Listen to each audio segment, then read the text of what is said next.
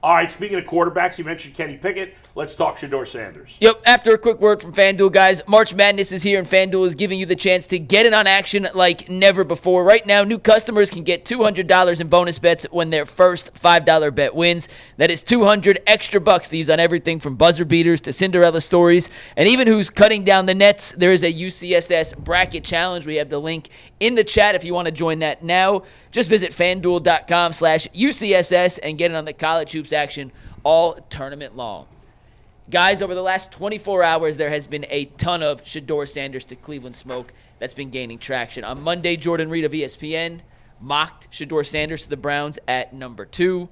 Yesterday, Todd McShay put out his newsletter. Todd McShay's coming on the show tomorrow, so make sure you tune in for that. And the opening of his newsletter, the start of his podcast, was why Shedeur to Cleveland makes a ton of sense. The Browns tweeted out this yesterday. Could be nothing, could be something.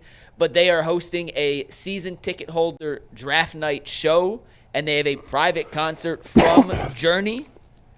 I can't imagine they would hire Journey to play a private concert for season ticket holders, only to draft a left tackle or defensive end that to me screams quarterback. Guys, we'll talk to Sean King in a sec on his breakdown of Shedeur Sanders. But first, real quick, Tyvis and G, I'll start with you. Ty, you can start here. Are you buying this latest round of smoke and rumors connecting Shedeur Sanders to the Cleveland Browns? Yeah, as I go back and forth with this whole thing and this draft process, I promise you, I've weighed the options. And to be honest with you, I've always do pros and cons on all of the 3 options. I'm going to take Cam Ward out because I'm going to assume that he's not going to be on the board. So when I look at the 3 options of Shedeur, Abdul, and Travis, I just always come back to the fact that everybody always says, if you don't have a quarterback in this league, you have nothing. And I get that there is some concerns. He's not the most athletic guy or his arm strength and all those things. And what makes me laugh about it all is the reason why I feel like him coming to Cleveland is perfect in this scenario is because when you look at the quarterbacks that Kevin Stefanski had that's had the most success, were not the most athletic. Maybe you could say Joe Flacco had maybe a strong arm, but, it's tough on the decline. But the rest of them, none of them really had all these things, and yet they were able to be successful in this offense.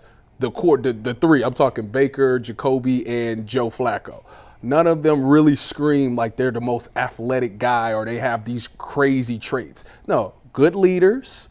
Good decision making. I know how you feel about Baker. I know how you feel about Joe Flacco. But for the most part, good decision making. And these guys is playing on a time system. And I think that's where Shedeur thrives at. So to me, I think he would be the pick that I would go with at 2 because of the fact that you need a quarterback. I think he fits all of those traits.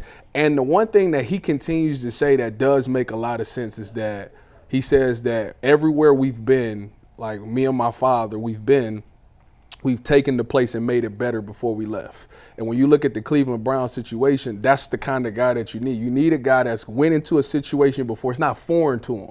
He's been to a situation where the team wasn't great, and he's somehow figured out a way to help them become better. And I think when you look at it, I'm not saying that maybe he's not the franchise guy. Maybe he's not the guy 5 years from now. But I do think that he could be the starter to help this franchise get back to where they want to get to. I think he does have the intangibles to do those things. Maybe he could come off as a J.B. Bickerstaff, where you got a guy that can lay the foundation. Maybe he's not the guy that can take you all the way. I'm not saying he isn't. He probably can be. But I'm just saying maybe he's that guy that can at least get you started in the right direction, because that's what you need right now. You need to give hope. And I think the way Shedeur talks and carries himself, the way that he plays, he's going to give hope to everybody in that locker room. Like, all right, we got a dude who's been around football. He's had greatness. He doesn't care about the criticism because he's dealt with those things. Like, you got to have thick skin to play quarterback for the Cleveland Browns, and I think he will have those things. My only thing that he ever did that I didn't like was it was a time, I can't remember if he was at Jackson State or Colorado, where he got sacked a lot and he blamed his offensive line in that game. That was the only time I ever had, like, you can't be doing that as a leader. Outside of that, everything else is good, and I think he'll be fine with the Cleveland Browns. So, yes, I am. To answer your question, I am buying the smoke. Well, I've always bought the smoke, and rightfully so. I always ask people. It's that gas, too. I always ask people why you don't like Shedeur Sanders, or why you just don't believe that this guy is the guy. And usually people give you a vague answer like, I just don't like this draft class. No, what does that really mean? I said, have you watched any games? No, I didn't watch them very much. Did you get any all-22? No, not really. I said, so you just telling me you don't like him because your friend said you didn't like him or what you heard? Well, I just don't think he has the arm strength. Okay, well, I mean, if you rank the listing of arm strengths of the top players, there's always some little conglomerate at the top. There's a couple of people with great arms, but is Patrick Mahomes' arm better than Josh Allen? No. Is Josh Allen as athletic as Lamar Jackson? No. But everybody is in some sort of, conglomerate at the top where guys have different skill sets, but you don't need to have a rocket arm. Joe Burrow doesn't have a monster arm. Doesn't have a monster arm. Monster. He's not very, he's not fast, but he's mobile in the pocket. Mm-hmm. And so when I look at his numbers and I say, okay, well look at his numbers. You take a look. He takes a lot of sacks. I'll give you that, but his offensive line is bad. It got a little better this year. He's played under Pat Shurmur, who was a NFL type caliber coach. He played with Coach Prime, and he's done something nobody else has done. He did something Steve McNair didn't even do. No one has ever gone from an HBCU, which in my opinion, the level of competition at a HBCU is lower than a MAC school. I agree. No one has ever gone from an HBCU and stepped to a Division I program and been mentioned for a Heisman. It has never happened. It's not possible. Like you can watch at Jackson State, you can look at Walter Payton, you can look at some of the great Dante Culpeppers. Those guys did not even play and move at that level. They won one game.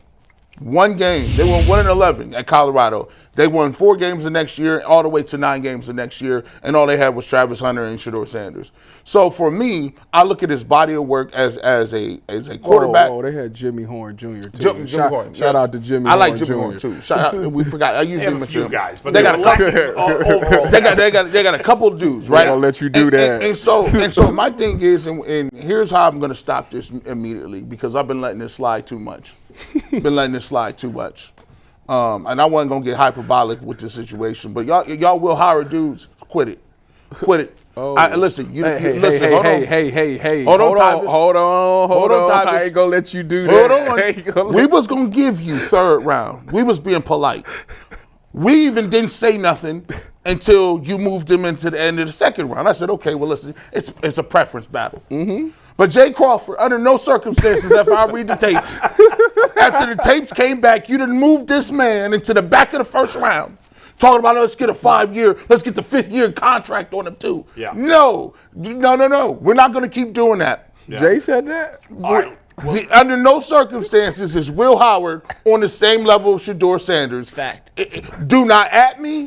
Do not keep talking about this. If you want to go hunting with him, if you want to go fishing with him, if you think that you like the way he walks down the street with his regular jeans, that's fine. But under no circumstances is he better than Shedeur Sanders. Let me just go ahead and get there. You go. There you go. So I got plenty I want to say about Shedeur Sanders. I have changed my mind. I've been up and down on him. In a little bit, I'm going to tell you why. This is the highest I've been on Shedeur Sanders right now in this entire process. That later. First, let's hear from a guy who knows. He knows all quarterbacks. He's lost on Jameis Winston, but he's got everything else right when it comes to quarterback. It's Sean King with his breakdown of Shedeur Sanders. Well, if Cam Ward isn't the pick for the Browns at 2 and both quarterbacks are on the board, the other option is Shedeur Sanders, the Colorado quarterback, the son of Deion. And when you look at some of the tape, we found 3 plays from his game this season against Cincinnati. There are certainly some throws that make you go, okay, I can see it. And Sean, I'm curious, as a former quarterback, if you see it too. Shedeur Sanders, big-time brand, big-time platform. Is he a big-time player? Roll this clip. It's some good and it's some bad when we're talking Shedeur. I like this because it's within the structure of the play, which you don't always see with Shedeur. And I think the one elite trait that he has is ball location when he throws the ball in rhythm. Like, that's a great throw because it gets over the underneath defender. It's to the sideline where only his wide receiver can catch it. It's a tight, restricted window. And you see these kind of throws pop up all across Shedeur's film.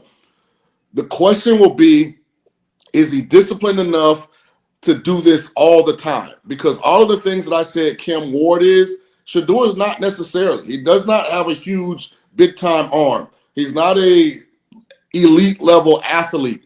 He doesn't have Josh Allen's size, but he gets it done.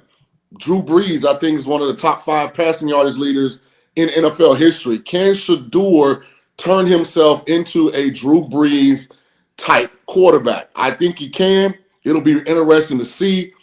I'm not convinced he's my number 2 quarterback, but he's in the conversation because the one thing I do know about Shedeur, he can handle the spotlight. Unlike all of the other quarterbacks in this class, when you talk about Cam Ward, a lot of people didn't know who Cam Ward was until he got to Miami this year. You talk about Tyler Shook. Nobody knew who he was after the season.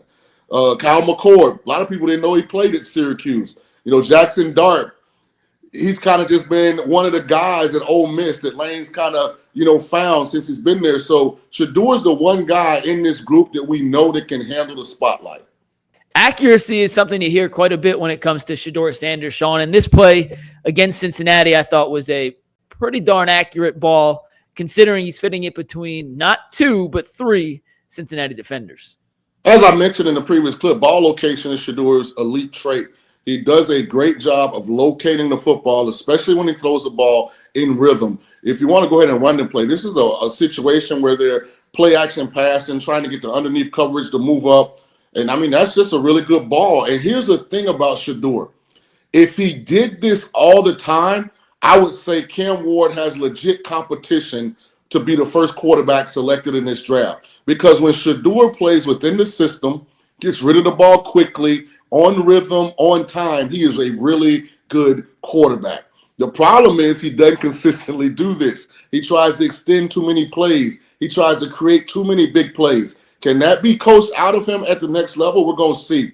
But this version of Shedeur that we're showing in these clips is a really good quarterback and one that's going to have a lot of success in the National Football League. All right, last clip from Shedeur here. This ends up being a touchdown, Sean. But of the 3 throws, this may be the worst of the 3, despite the fact it ended with 6 points here. There have been questions about Shedeur's arm strength, and it's something that he's going to have to answer throughout the pre-draft process and at his pro day, because there are enough throws like this on tape that I do think makes his arm strength concern valid.